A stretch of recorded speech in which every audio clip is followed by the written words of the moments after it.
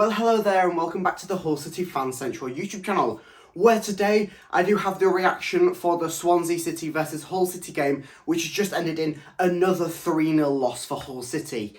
Our decline is going down, and it's going down big. Another terrible defensive performance, and another terrible performance by pretty much everyone in the squad. It's just at that point now where the players are starting to give up. I said before the game, this is one of the most crucial games at the moment. It's a game that if we draw, good. We're just going to be getting that little bit of form back up. If we win, that is the most important scoreline, because then it puts the faith back into the players, puts the faith back into the fans, and most importantly, puts the faith back into what Shotta is going to do and what is he going to do further. But no, we lost 3-0. It was 0-0 at half-time. Yes, they should have probably been up 3-0 at half-time after hitting the woodwork 3 times in the first half. But it's just frustrating at this point where the players are now losing faith. It was after the second goal. Yes, I'll get onto the goals in a bit. But it was after the second goal, Nathan Baxter, he just shrugged his shoulders like, oh, yeah, it's just another goal, isn't it? No, it's your first league start of the season. You're meant to be going out there impressing. Yes, you pulled out some nice saves in the first half. But after you've conceded a goal, especially a goal like that, which I'll get onto in a bit, you shouldn't be shrugging your shoulders. You should be thinking, all right, yes, I've made a mistake there. Yes, I haven't communicated well, but we need to improve, we need to improve, we need to improve. There's no improvements after the game. The game's done and sealed there. You need to improve in the game, you need to improve what you're doing, and you need to actually play for the club, not for your self-entitled self who's just going to be getting the pay grade at the end of the week. It's frustrating at this point now where the players don't want to play for the club. They're just there, oh, I'm not bothered anymore. You're getting paid to play football, so play the game.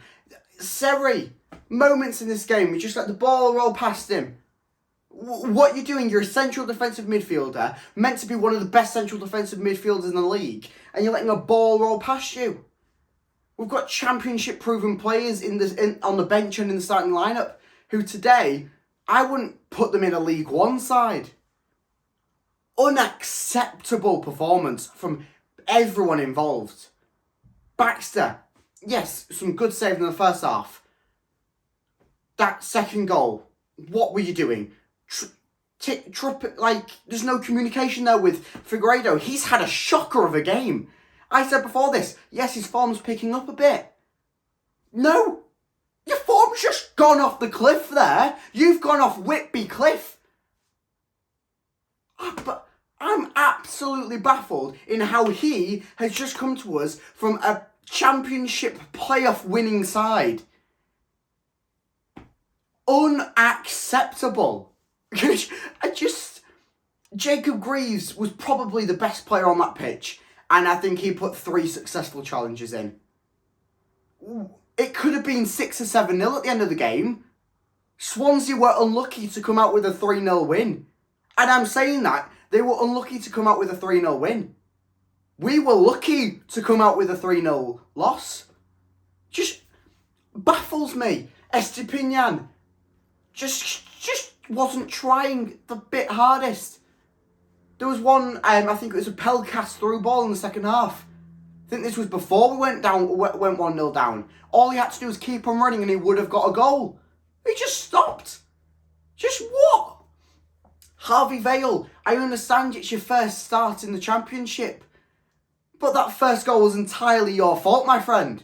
Just completely lost your marking. You're the England under 20s, under 19s, whatever captain. You can't be losing your man in a cross like that. Defensively, shocking. Midfield, shocking. And dare I say it, attack, shocking.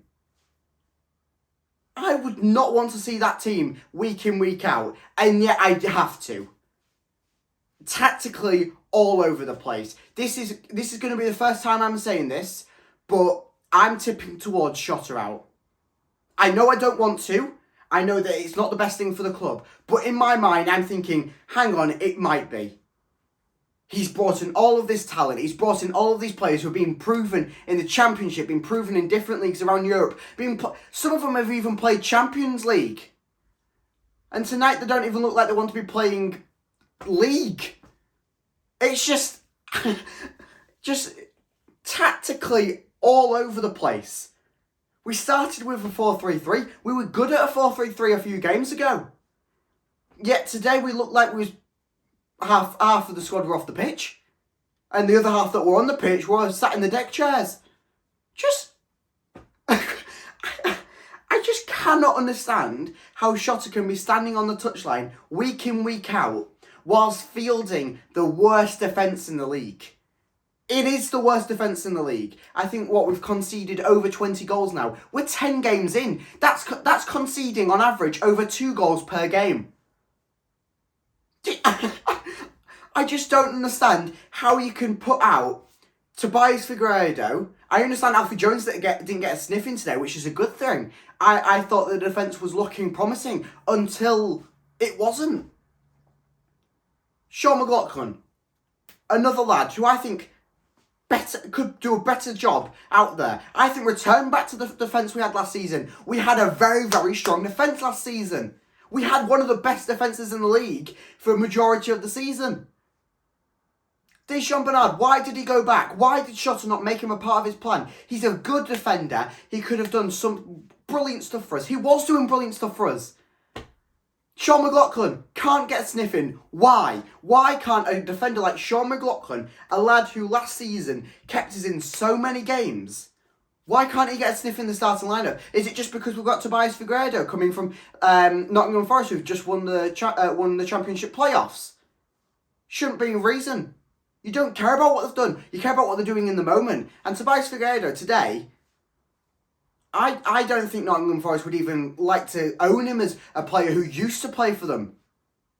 And we've got him starting in our starting 11. Playing, 90 minutes?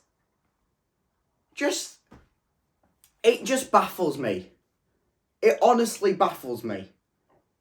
I felt so detached from that squad today. Oh, Siri's now not even understanding. I mean, what does that tell you? But I saw a squad today out on that pitch that I felt so detached from. It just frustrates me. I have to support that team. We all have to support that team. But they're not supporting us. They're not supporting the badge or the strips that they're wearing. They're not supporting anything. I just don't understand anymore. I don't know where to go from here. We've got an international break. Hopefully something gets sorted out over here. But that's it for this video. Let me know down in the comments what your thoughts and reactions are to the game and what you think is going to happen.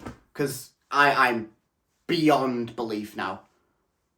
So make sure you like and subscribe to this YouTube channel because I will have some international content coming out with the Hull City players who are actually going out on international duty, whether they deserve it or not, and some of the England content as well. So make sure you like and subscribe so you don't miss any of that.